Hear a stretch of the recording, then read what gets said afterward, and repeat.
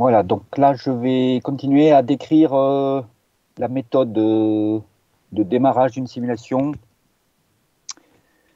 Euh, je vais aller un peu vite pour présenter après le projet. De toute façon, on reprendra tout ça, cette partie-là et la suivante que je vais vous présenter. Je vous ai envoyé un mail avec les derniers documents pour ce cours. Donc, il faudra venir avec principalement en TP avec ce document actuel, le 3 surtout, et l'appli qu'on va discuter tout à l'heure. Voilà.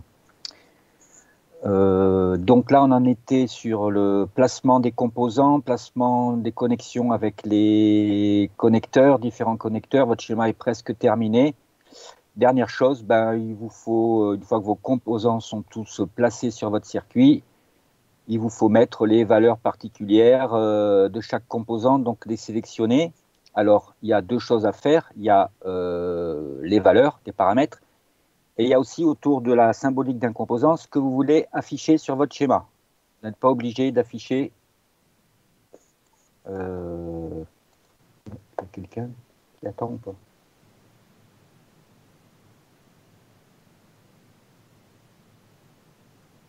Je connecte quelqu'un. Ok.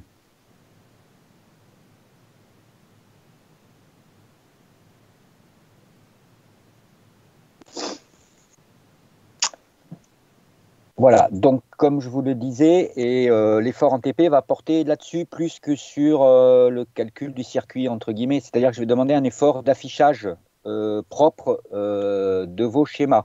Et c'est là-dessus que vous serez évalué. Donc sur chaque composant, on peut afficher ce qu'on veut, faire afficher ce qu'on veut. Par défaut, un composant, comme ici, pardon, voilà, un composant comme ici, là, la résistance, il y a sa nomenclature, son numéro dans le circuit, sa valeur, et éventuellement son nom, ce que c'est. Un autre composant comme un AOP que vous avez ici, il peut y avoir beaucoup plus d'informations. Le numéro des pattes, c'est important pour savoir, même s'il y a marqué le plus, le moins, la sortie, etc. Et puis d'autres paramètres qui peuvent être affichés. Donc tout ça, je reviens un tout petit peu en arrière, tout ça, chaque composant a un menu propriété dans lequel vous avez un onglet Display et un onglet Value. Voilà. Donc, il est important de savoir ce qu'on veut afficher. Ici, vous avez un exemple de display d'un composant. Voilà. Vous avez le droit de cocher, d'afficher pour chaque composant ou pour l'ensemble des composants ce que vous voulez. Le label, la valeur, d'autres renseignements, etc., etc., etc. Voilà.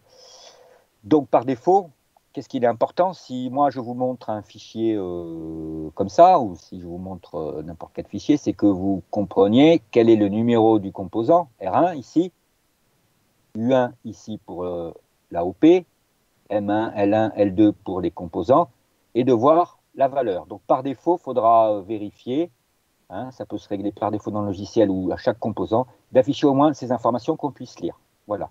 Et éventuellement d'autres informations, comme vous avez ici. Ici, vous avez un transformateur. Donc, qu'est-ce qui est important de savoir pour qu'on puisse lire sur le circuit directement et pas recliquer directement? C'est de lire la nomenclature des composants, leurs valeurs propres. Et ici, qu'est-ce que vous avez? Comme c'est un transformateur, vous avez un coefficient de couplage, hein, d'inductance, qui est ici. Voilà. Donc, tout ça, ça s'affiche ou pas. Ce n'est que de l'affichage, mais il est important pour la compréhension technique.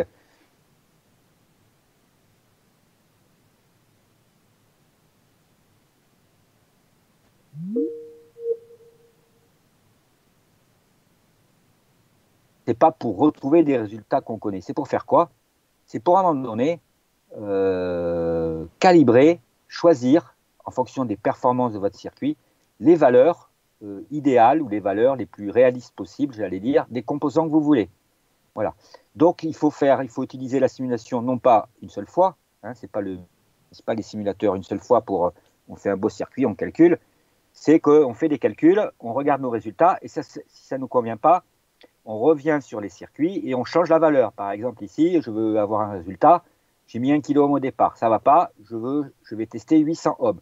Donc voilà, même si on ne sait pas trop ce que va donner, l'important c'est de faire des allers-retours entre les valeurs des composants. Donc c'est important de tout afficher là pour faire sans cesse des allers-retours et ajuster, affiner toutes les valeurs de votre composant et d'arriver à une simulation dont vous maîtrisez la fin. Voilà. Alors, pour terminer sur une page graphique, comme je vous l'ai dit, et ça sera, je vous le rappellerai, tout ça, ça sera un des enjeux de la notation. Voilà. Moi, je noterai sur votre fichier de simulation que vous me rendrez, chacun, je noterai en fait autant la présentation des circuits, des composants, et puis toutes les annotations, voilà, sans, j'allais dire, entre le minimum et entre rien du tout, un schéma brut comme ça qu'on ne comprend pas en le lisant et plein de choses, toutes les couleurs partout, il faut trouver un juste milieu, hein, avec votre nom quelque part, la date, enfin vraiment des informations qui permettent de lire, de valider toutes les informations techniques sur le schéma.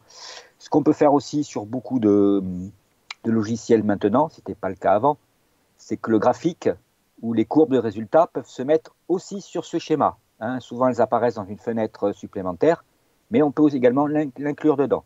Donc, il serait intéressant d'afficher, vous voyez, comme ici, par exemple là, hein, donc ce n'est pas votre exemple que vous ferez, c'est un autre exemple, mais il y a le circuit.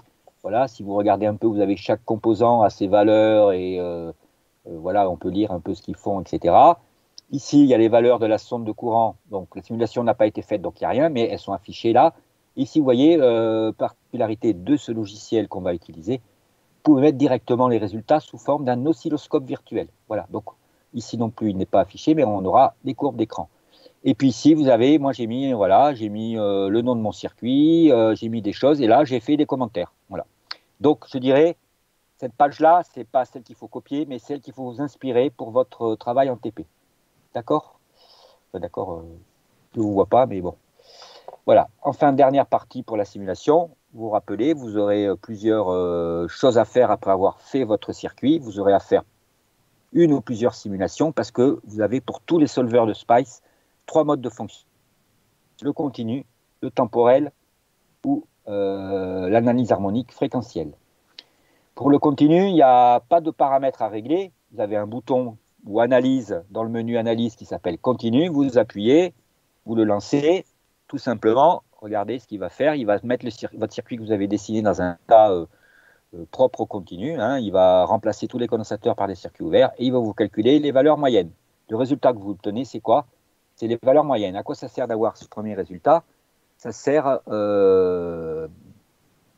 à vérifier d'abord la convergence de votre circuit. Pourquoi?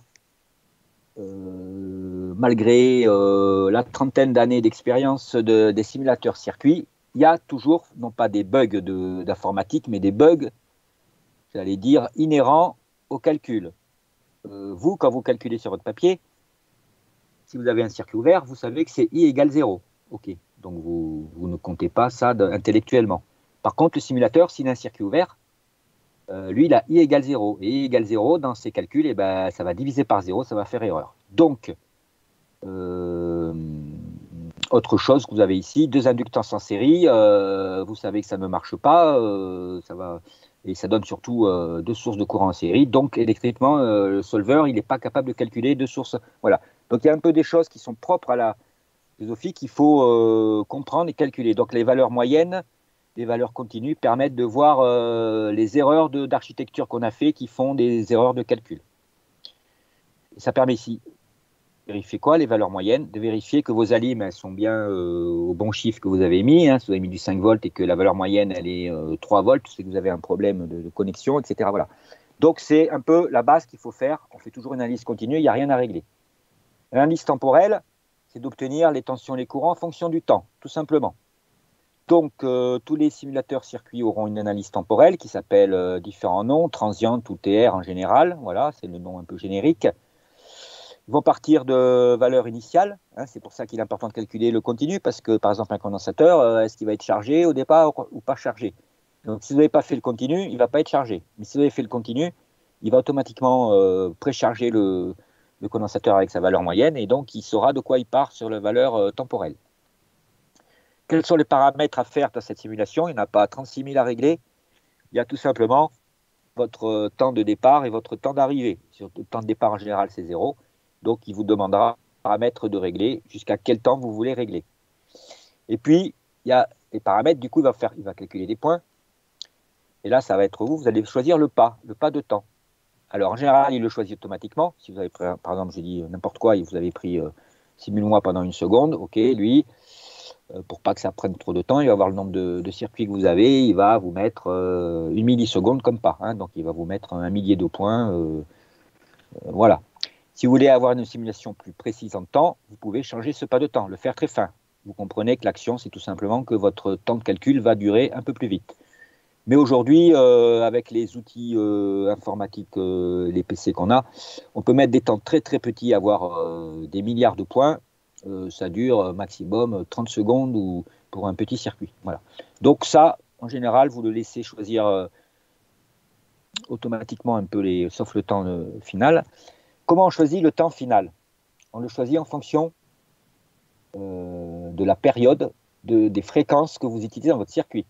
Vous n'allez pas calculer, j'ai dit 1 seconde tout à l'heure, si vous avez une source de tension qui est à 1 kHz, si vous calculez 1 seconde, vous allez avoir 1000 périodes. Voilà. Donc vous n'allez rien voir sur 1000 sinus, vous n'allez rien voir. Donc il vaut mieux calculer en général.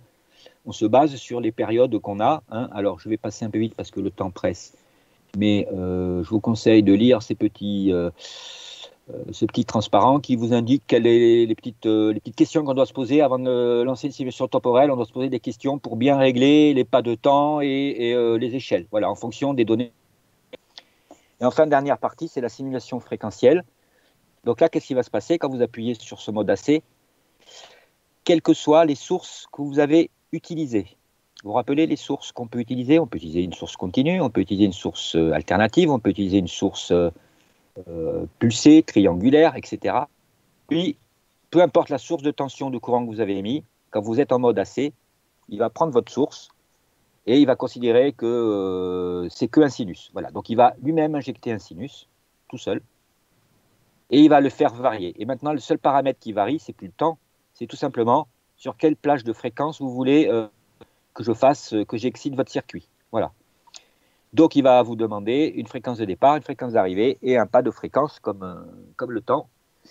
Et les résultats, ça va être des diagrammes fréquentiels, c'est-à-dire non pas des formes d'onde du temps, hein, mais des modules ou des phases en fonction de donc le diagramme de Bode. Voilà. La difficulté, ou disons qu'est-ce qu'il faut faire, c'est surtout le pas en fréquence. Vous allez avoir 2 actions. Si vous êtes en simulation qu'on appelle large bande, c'est-à-dire pas très grande bande de fréquence, de 0 à 1 GHz. Limite, hein, c'est un simulateur, vous pouvez aller jusqu'à 3 milliards de gigahertz, mais bon, peu importe. Si vous prenez une grande bande de fréquence, c'est-à-dire plusieurs décades de fréquence, il vaut mieux prendre un pas, comme vous connaissez sans doute ou vous vous rappelez, quand vous faites les diagrammes de Bode, en X, on prend un pas logarithmique de la fréquence. Voilà. Donc il vaut mieux prendre un pas logarithmique, nombre de points par décade. Si par contre vous êtes sur une gamme de fréquences très précise, par exemple, ça va être, on veut calculer un filtre ou la fréquence de coupure d'un filtre, on ne va pas être sur une grande gamme de fréquences, on va être autour de la fréquence de résonance ou de coupure. Donc là, on va prendre un pas linéaire. Voilà votre seule question à se poser sur le réglage de la simulation fréquentielle. Il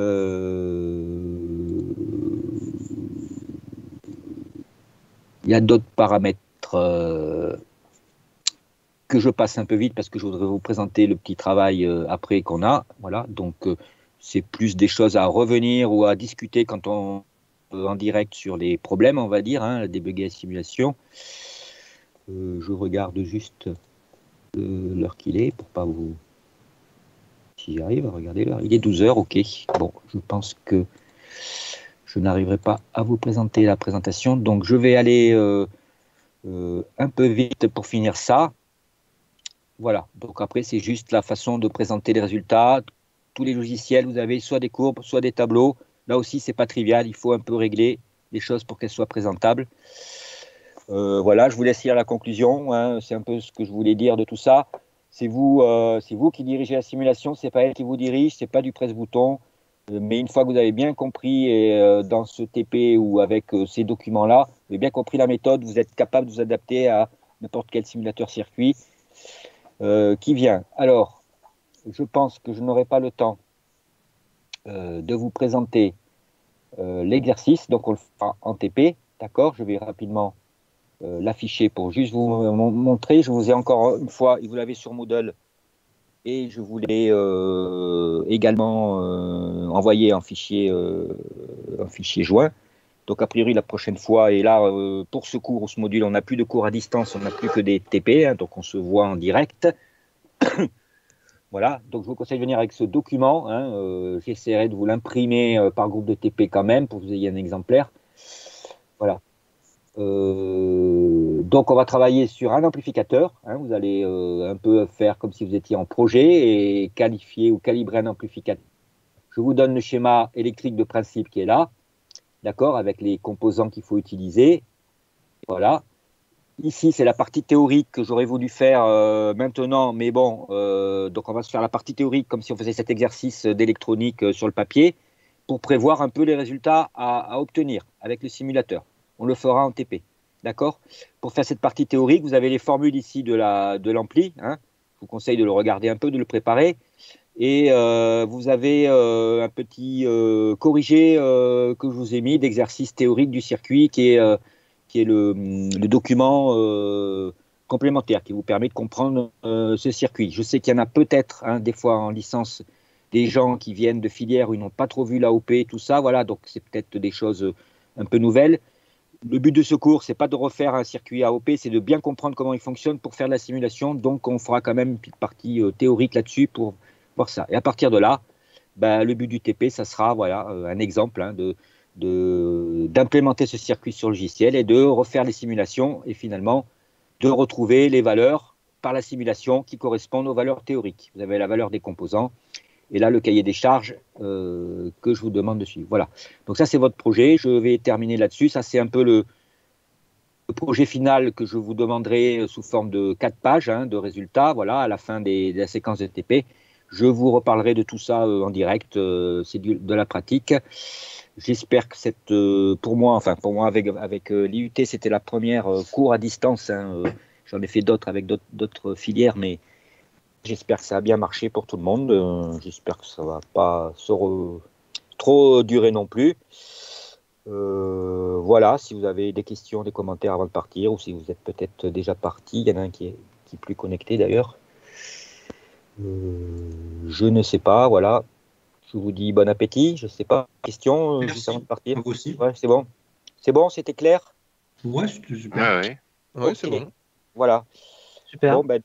Bon, au plaisir de vous rencontrer en vrai, en direct à la séance de Ouais, TP. ça sera mieux. Bon appétit à tous. Au revoir. Bon appétit. Bon Au revoir. Bon appétit. Au revoir. Merci. Au revoir. Merci. Bon appétit. Merci, au revoir.